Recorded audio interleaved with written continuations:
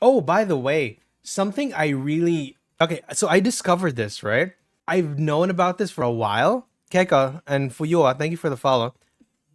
My Lunes, Bisaya or Tagalog, bro. Check this out, right? So here's what one thing you need to know. If you're making a circle, right, like this, if you don't make the edges blurry, it's just going to look two dimensional. But check this out. If you make the edges blurry, right, it's going to look rounder and realistic. I'm doing a very horrible job, but that's the thing you should know. If something is round, right, like a cheek, an eyeball, a ball, if they're round, the edges are always going to be blurry. That's the thing. That's what you need to learn, right? If an object is round, it's never flat. Y'all ever notice like when you draw something and even though the colors are right, the shadows are right, it just doesn't like there's something about it that doesn't look right. It's your edges. So try to not make your edges way too sharp because it's going to look like a two-dimensional piece. The best thing to go about it is look at what I did, right? This part right here, the reason why this looks good in my own opinion is because the edges aren't too sharp. They're a little bit blurry. Look at that, right?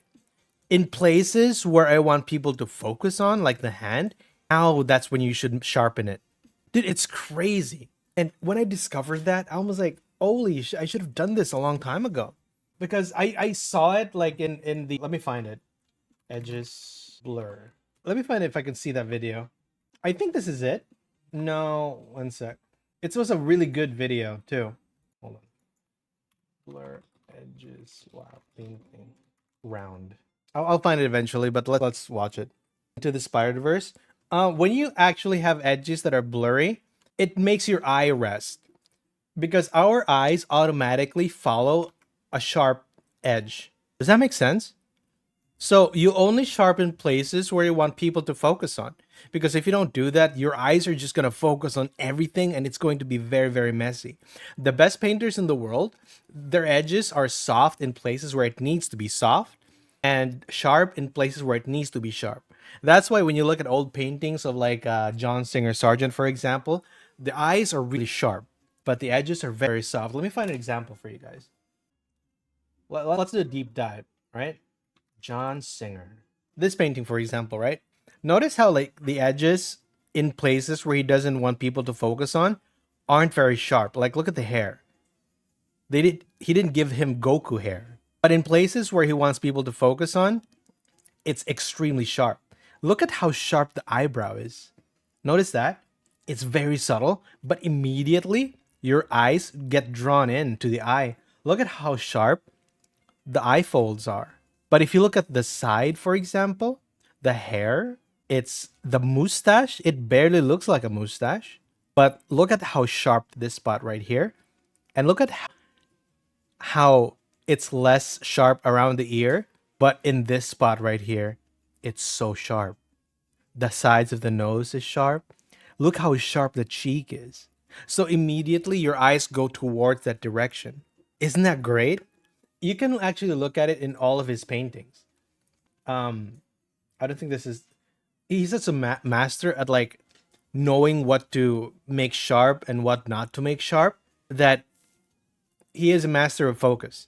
So look at how sharp the shoulder is, guys. Look how sharp the hand is because that's where he wants you to look at. But look around. Look at how the background is a little bit blurry, very blurry. It's barely a dress if you look at down here, right? It's almost as if it's blending in the background. But when you slowly look up, it starts to get sharper. Look at that. There's a little bit more detail. When you're closer to the body, now you can see the detail. Look how sharp the frills are on the dress. Look how sharp the neck is. If you zoom in on the face, odds are the face is very sharp. So when you draw something, whenever you feel like your paintings are lacking that something that special umami, try to make your edges blurry when it's round and when it's like flat, like a leaf, make them sharper. Isn't that crazy?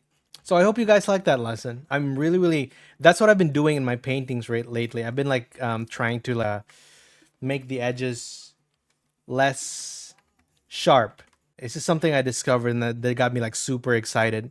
So do it right now, guys. If you're painting right now, do not make it sharp. Only make parts. Notice how I did this, right? If you zoom in, it's not sharp. It's not a sharp edge. It's not like sharp like that. There's like a blurriness to it. So that when you zoom out, the focus isn't on the hair. The focus is on the eyes because I made this sharp, right? So just like what John Singer Sargent did, I'm going to make the sides of the ear less sharp, right?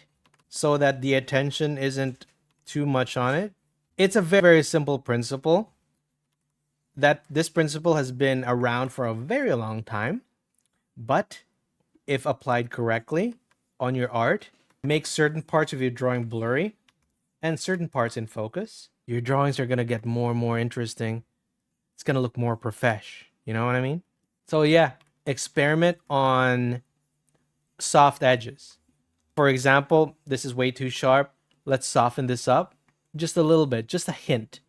By the way, if you guys want a brush that has like this capability, you can download my brush for free.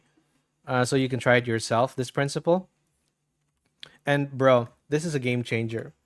Arturo's back, right? It's away from the camera. We can really accentuate the blurriness to it, almost as if it's fading in the background. Like that. Let's make Arturo blurry.